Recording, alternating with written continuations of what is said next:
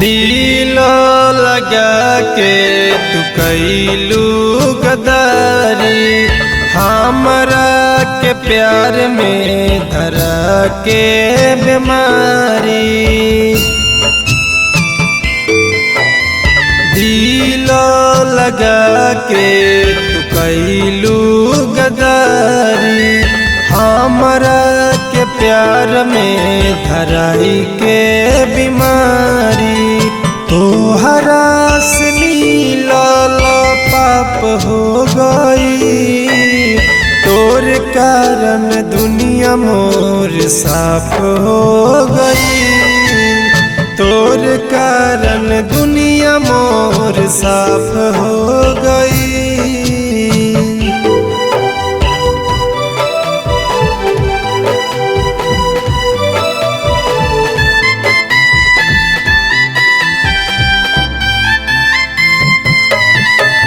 रहनी अनजानता रहनी हम खुश हो, आइलू जब से जिंदगी में हो गई मायूस हो। रहनी अनजानता रहनी हम खुश हो, जब से आइलू जिंदगी में हो गई मायूस हो। तोहरा से जुड़ल पाप हो गई, तोर कारण दुनिया मोर साफ हो गई। तोर कारण दुनिया मोर साफ हो गई।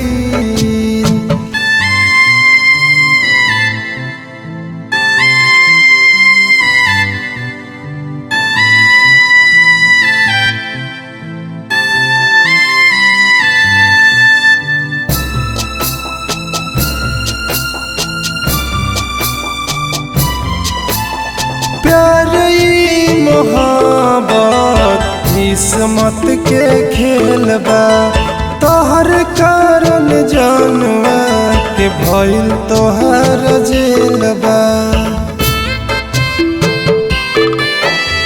प्यार मोहब्बत किस्मत के खेल बा, तोहर कारण जानवा के भइल तोहर जेल बा।